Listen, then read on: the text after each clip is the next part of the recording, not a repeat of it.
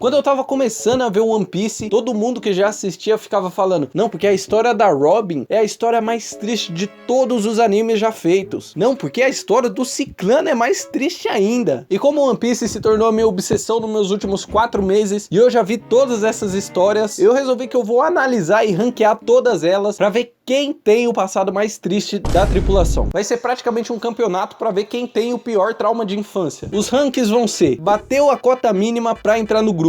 Ou seja, é aquele personagem que tem um passado triste, mas não é tão triste assim, entendeu? Só tem um pai ausente, o que é basicamente um requisito mínimo pra entrar na tripulação, aparentemente, né? E assim, não é querendo me gabar, né? Mas esse requisito eu preencho, tá bom?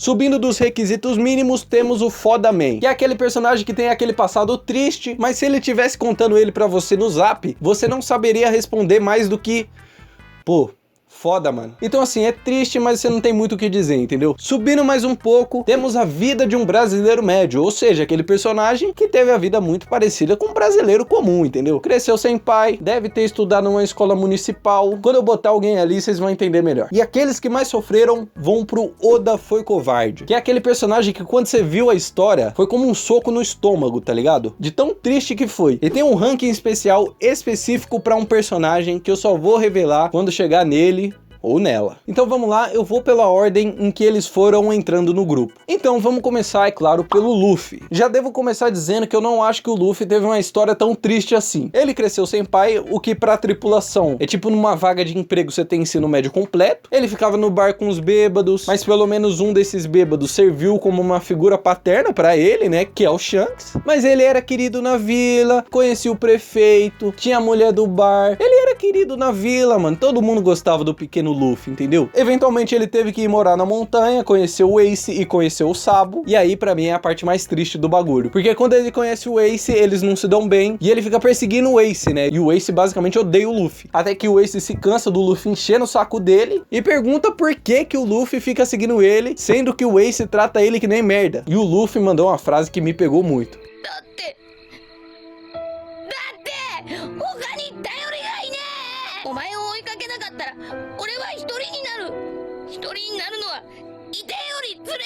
aqui o Oda foi covarde, mano. Aqui ele pegou, tá ligado? Numa ferida minha, pessoal, tá ligado? E pra final ele perdeu um irmão, ele perdeu o Sabo, né? Pra ele, o Sabo tinha morrido mesmo. Inclusive, o Sabo é muito mais legal que o Ace, tá bom? Eu adoro o Ace, tá? Mas eu acho o Sabo mais legal. Então, o Luffy viveu a vida de um brasileiro médio, entendeu? Perdeu um irmão por uma bola de canhão, quem nunca? E o Oda já falou que ele é brasileiro, né? Então combina, vida de um brasileiro. Agora o Zoro. O Zoro, além de bonito, não tem nada também, porque assim, a história dele de criança não é triste. A gente não sabe o que aconteceu com os pais dele, mas aí, que nem eu disse, ter pai ausente é requisito mínimo, e ele só perdeu a amiga que trupicou na escada. O que eu já devo dizer aqui, que eu não acredito nessa história. Eu não acho que ela trupicou e morreu sozinha. Eu acho que ela mesmo que, ó, tá ligado, com ela mesma. Eu duvido muito que ela teria caído, trupicado e morreu assim. Eles só falaram isso porque eram crianças e eles não queriam falar que ela, tá ligado? Ela não morreu trupicando. Não foi a melhor das infâncias, mas comparado com os outros, meu amigo, ele saiu no lucro. Vai pro Foda Man. Porque, tipo assim, se eu conhecesse o Zoro num bar, porque ele gosta de beber, né? E ele viesse me falar a história dele, ele ia falar: não, porque a minha amiga, a gente fez uma promessa de se tornar o melhor espadachim do mundo. E aí no dia seguinte ela trupicou e morreu. Meu amigo, eu só ia falar: foda, mano. Não tem o que você falar mais, tá ligado? E outra também, morrer trupicando de escada, se for real mesmo, meu amigo, meu tio morreu disso, meu primo morreu disso semana passada, meu avô morreu disso. Trupicar e morrer hoje em dia é coisa de quem quer se aparecer, mano. Essa é a real. Então, vai pro Foda Man. O Sop. O pai meteu o pé pra ser um pirata, a mãe morreu doente, só tinha os amigos da rua, o povo da vila gostava dele, né? Apesar dele ficar contando mentira todo dia, mas quando ele meteu o pé, eles sentiram saudade. Era da favela, ela das Zona Sul, mais mentiroso que pescador. Meu amigo, não tem nem o que pensar. Vida média de um brasileiro, mano. Só seria mais brasileiro se ele tivesse sido criado pela avó. Aí, meu amigo, ele e o Luffy era dois ali, ó. Dois brasileirinhos, mano. Agora o Sanji. O Sanji é um caso interessante, porque ele foi introduzido ali logo no comecinho e o Oda resolveu meter mais da história dele 700 episódios depois. Tem pai ausente? Não Tem, porque o pai de verdade dele é o Zef. É uma relação de pai e filho saudável? Não, mas aí, né, é querer demais também, né? Pelo menos ele tem uma figura paterna legal. Agora, a história dele com a família biológica, meu amigo, aquilo ali é triste, hein, mano? O pai dele tratar ele como um fracasso só porque ele nasceu como um ser humano normal é muito cruel, cara. Só que é muito interessante porque o Sanji, ele é considerado como um fracasso pro pai dele porque ele não é um assassino perfeito. Mas como um ser humano, o Sanji é um acerto enorme pela forma como ele enxerga a comida, pela forma como ele trata os outros que precisa de ajuda. E aí tem toda a história da mãe dele, que a mãe dele morreu para que ele pudesse ser um ser humano normal. E isso é considerado como um fracasso pelo pai biológico dele. Mas ao mesmo tempo é o que faz ele ser um ser humano incrível, apenas por ele ser normal. Se você parar pra pensar, é uma mensagem do Oda dizendo: você não precisa ser algo geneticamente modificado para ser um ser humano incrível. Você só precisa ser normal e ter atitudes dignas de um ser humano bom. Tá ligado? Essa backstory é foda, mano. Eu vou colocar ela no Oda Foi Covarde, porque toda a história dele com a mãe dele é de quebrar o coração, mano. Agora, Nami. Aqui eu acho que é onde praticamente todo fã de One Piece chora pela primeira vez. Se não chorou no cachorrinho, né? Todos os eventos que levam à morte da mãe dela é um bagulho surreal. Mas é muito bonito como a mãe dela prefere morrer se afirmando como a mãe das garotas, porque no final das contas não tinha nenhum registro que ela adotou as crianças, né? Se as meninas fugissem da ilha, seria como se elas não fossem realmente filhas dela. Mas a partir do momento que ela diz que o dinheiro é pra pagar a cobrança das filhas...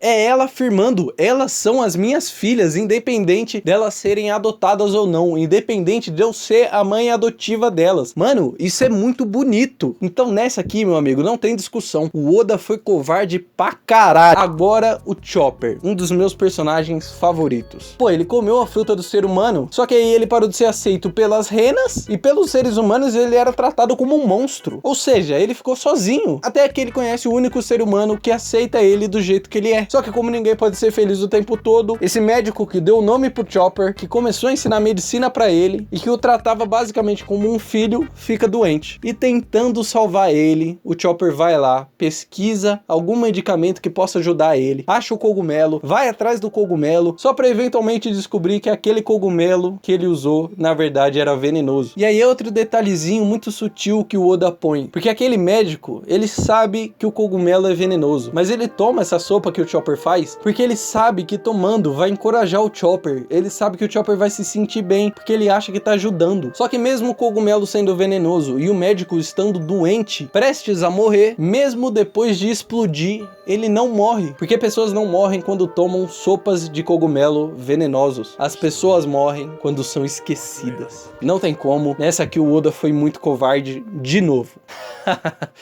Agora o negócio fica louco, porque Nico Robin tem a melhor e mais triste backstory de todos os Chapéu de Palha até então. Uma garota que sofria bullying pelo poder estranho que ela tinha. Uma garota que era maltratada pela vila inteira que morava e até pela família que era pra cuidar dela. Ela só era aceita em um lugar, que era onde os arqueólogos da ilha estudavam. A mãe inclusive que saiu pros mares pra tentar descobrir mais sobre a história do mundo. O pai eu nem preciso dizer nada, né? Ele não deixou uma poeira de rastro. Mas um dia essa pequena garota que vivia a maior parte do tempo sozinha conhece um gigante que a ensina a rir nos momentos mais difíceis. E mal sabia ela que essa lição boba que ele dá seria o seu único refúgio depois dela perder tudo. Pelos arqueólogos daquela ilha estarem pesquisando sobre algo que o governo mundial considerava proibido, a ilha inteira é dizimada. A mãe dela, que voltou para tentar alertar todo mundo da ilha do ataque, acaba morrendo diante da sua filha. Ela viu todos os arqueólogos e a sua mãe morrerem na sua frente. Naquele momento ela perdeu praticamente todos aqueles que se importavam com ela. Mas ainda tinha o gigante que consegue salvar ela e se sacrifica para que ela pudesse sobreviver, proferindo palavras que apenas no futuro um homem de borracha conseguiria tornar realidade.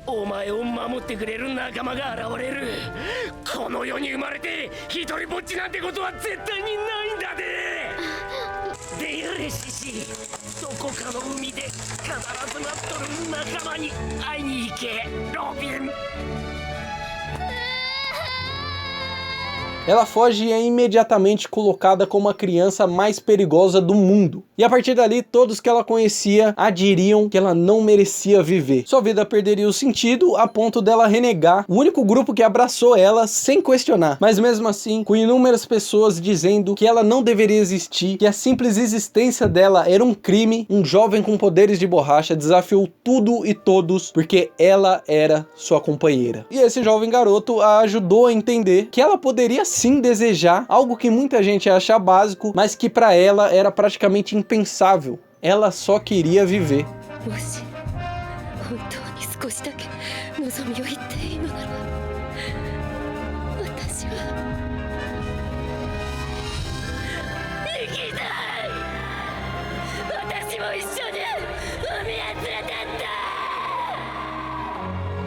Até então, ela nunca tinha se sentido parte de algo. Pra mim é muito louco que ela não se sentia no direito de viver, mano. O quão pesado é uma criança ouvir isso a vida inteira, a ponto dela acreditar. E é muito foda, porque a partir do momento que o Luffy diz pra ela falar que ela quer viver, tem a cena que pra mim é a mais emocionante do anime, mano. É por isso que Nico Robin recebe o tier máximo, um tier só pra ela, que pra mim tem a melhor e mais triste história de todos. Ela recebe o tier...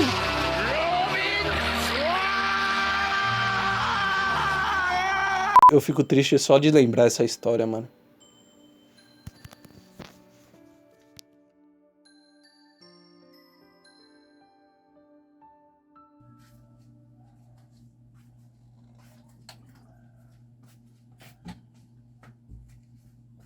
Depois que eu revisitei esse flashback da Robin, eu tive que dar uma pausa, tá ligado? Porque realmente mexe comigo, mano. Eu acho...